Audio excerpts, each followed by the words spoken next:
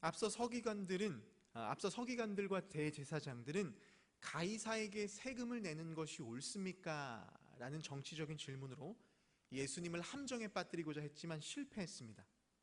오늘 본문에는 사두개인이 등장해서 신학적인 질문으로 예수님을 곤란에 빠뜨리려고 합니다. 27절, 부활이 없다고 주장하는 사두개인들이 예수님을 찾아옵니다.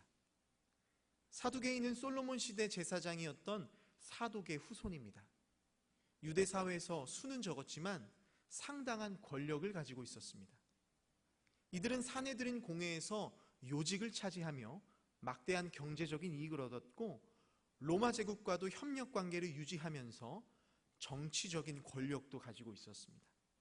사도행전 23장 8절 말씀을 보면 사두개인들은 바리새인들과 달리 부활도 천사도 영도 없다라고 주장하는 현실주의자들입니다.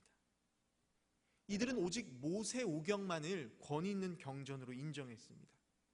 모세오경에는 메시아와 부활에 대한 내용이 없고 제사와 율법 준수에 대한 내용이 많기 때문입니다. 제사장이 종교 권력을 유지하면서 많은 헌금을 걷기에 모세오경은 최고의 책이었습니다. 예수님을 찾아온 사두개인들은 신명기 말씀을 근거로 예수님께 질문합니다. 이 질문은 신명기 25장 5절부터 6절에 나오는 형사취수제에 대한 이야기입니다. 형사취수제는 뭐냐면 형이 자식이 없이 죽으면 동생이 형의 아내와 결혼해서 자식을 낳아야 한다는 법입니다. 이 법은 가문의 이름과 재산을 유지하고 어려움에 처한 과부를 보호하기 위해서 만든 제도입니다. 그들의 질문은 이렇습니다. 한 남자가 아내를 두고 자식이 없이 죽었습니다. 형사취수제에 따라서 이 아내가 다른 형제와 결혼했는데 두 번째 형제도 죽고 세 번째 형제도 죽고 결국 7형제 모두 과부랑 결혼했지만 자식을 낳지 못하고 죽었습니다. 그렇다면 부활 후에 이 여자는 누구의 아내가 되겠습니까? 라는 황당한 질문입니다. 이들은 정말 궁금해서 이러한 질문을 했을까요? 아닙니다. 예수님을 곤란에 빠뜨리고 부활이 없다라는 것을 증명하려는 악한 의도였습니다. 예수님은 사두개인들의 질문에 지금 우리가 살고 있는 이 세상과 부활 후에 가게 되는 저 세상은 다르다 말씀하십니다.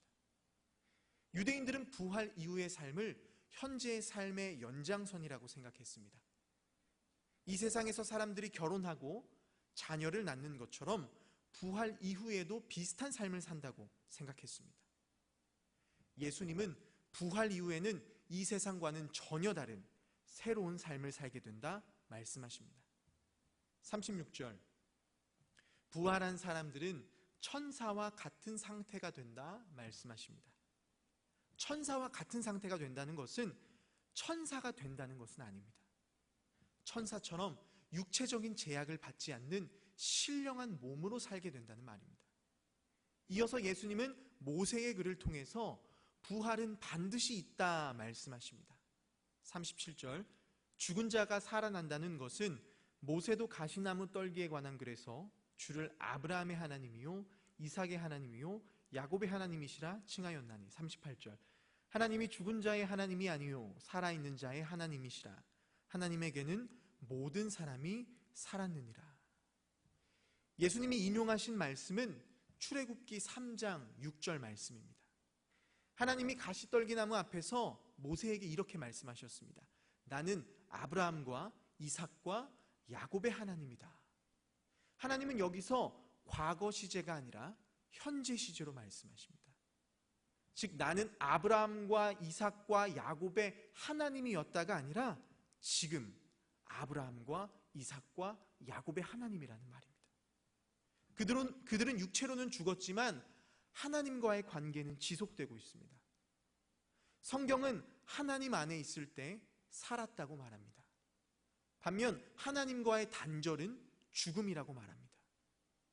아브라함과 이삭과 야곱이 지금 하나님 안에 있기 때문에 그들은 지금도 살아 있습니다.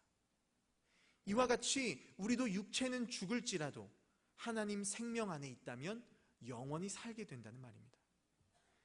사두개인들은 모세의 글을 통해서 부활은 없다라고 주장했지만 오히려 예수님은 모세의 글을 통해서 부활을 증명하셨습니다. 이 모습을 지켜보던 서기관들은 선생님 말씀이 옳습니다 라면서 동의하고 기뻐합니다.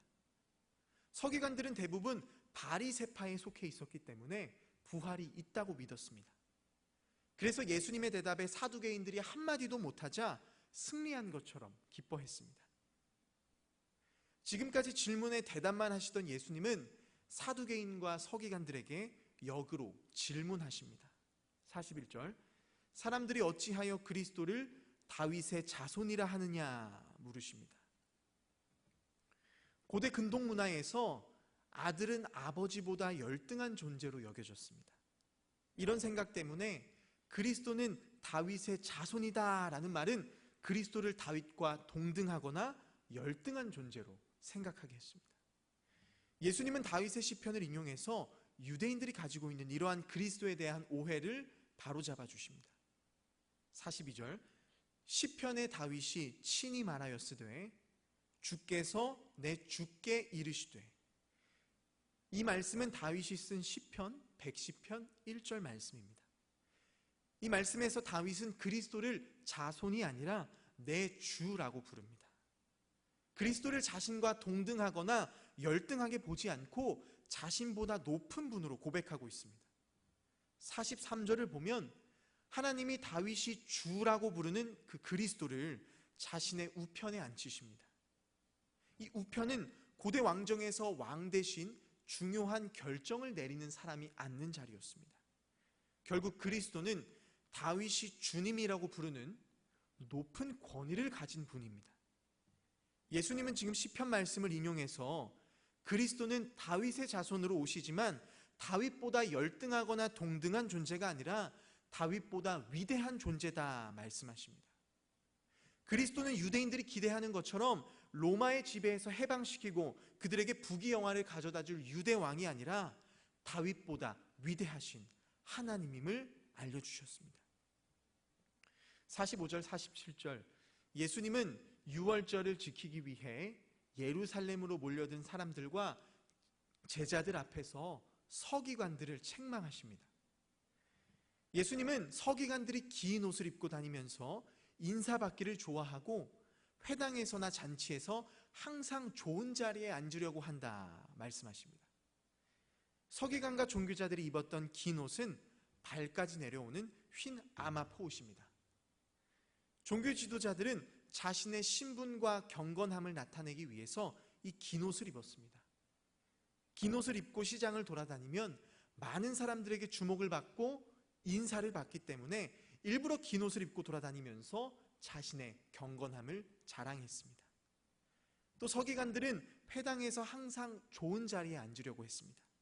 회당에서 좋은 자리는 예루살렘 성전 방향을 향하는 동쪽 벽에 가까운 자리입니다. 이 자리는 율법을 읽고 해석하는 사람들이 앉는 가장 명예로운 자리였습니다.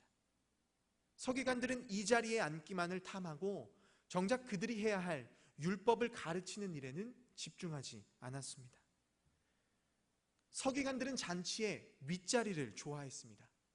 유대 문화에서 잔치는 중앙에 식탁이 있고 긴 소파가 U자형으로 놓여 있어서 손님들은 그 소파에 반쯤 누워서 식사했습니다. 잔치의 윗자리는 소파의 중앙 또는 주인의 오른쪽, 왼쪽에 해당하는 자리입니다. 주로 주인이나 가장 중요한 손님이 이 자리에 앉았습니다. 서기관들은 잔치에 가서도 이 높은 자리에 앉아 대접받고자 했습니다. 47절, 서기관들은 사회적으로 가장 취약한 과부의 재산을 빼앗았습니다. 유대 사회에서 남편이 사망하게 되면 재산은 남편의 유언을 따라 배분됩니다. 과부는 재산을 관리할 능력이 부족하다고 여겨졌기 때문에 남편은 유언장에 재산을 서기관이 관리할 수 있도록 지정하는 경우가 종종 있었습니다. 법적인 지식이 있는 서기관들에게 재산을 맡겨서 과부의 재산을 안전하게 보호하려는 의도였습니다.